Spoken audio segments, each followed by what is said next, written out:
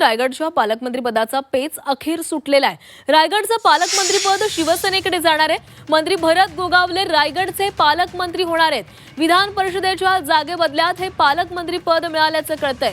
तर विधान परिषदेची रायगडची जागा ही राष्ट्रवादीकडे गेलेली आहे, त्यामुळे रायगडचं पालकमंत्रीपद हे शिवसेनेकडे गेलेलं आहे आणि मंत्री भरत गोगावले हे रायगडचे पालकमंत्री होणार आहेत। विधान परिषदेच्या जागेच्या बदल्यात हे पालकमंत्रीपद देण्यात आलेले आहे। गेल्या अनेक महिन्यांपासून रायगडच्या पालकमंत्रीपदाचा पेच निर्माण झालेला होता, तो काही सुटायचं नाव घेत नव्हता।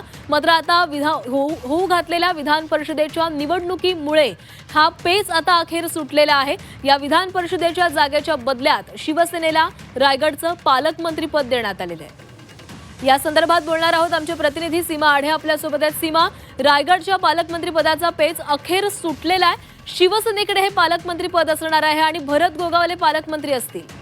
नक्की मागच्या वर्षभरापासून रायगडमध्ये कोकणामध्ये एकाच विषयावरून एका मुद्द्यावरून खरं तर राष्ट्रवादी आणि शिवसेनेच्या नेत्यांमध्ये आपल्याला शाब्दिक बाचाबाची होताना अनेक वेळा आपण पाहिले। एकमेकांवर आरोप प्रत्यारोप झाले, ते कशासाठी तर पालकमंत्री पदासाठी।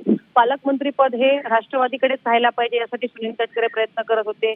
भरत गोगावले हे त्या ठिकाणाहून प्रयत्न करत होते की पालकमंत्री पद हे आपल्याकडे यायला पाहिजे। मात्र हा पेच काही सुटलेला नव्हता। आता परिषदेची रायगड रत्नागिरीची जागा राष्ट्रवादीला सुटलेली आहे आणि त्या ठिकाणी उमेदवारी प्रदेशाध्यक्ष सुनील तटकरे यांचे चिरंजीव अनिकेत तटकरे यांना देण्यात आलेली आहे। त्यामुळे सेटलमेंट दोन्ही पक्षांमध्ये झाल्याचं आपण बोलू शकतो।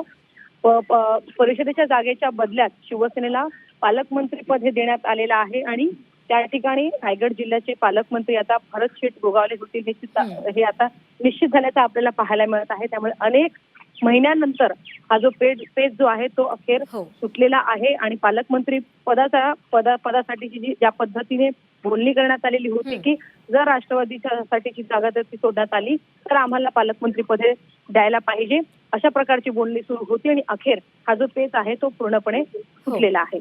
नक्की सीमा, धन्यवाद दिलेल्या माहितीसाठी।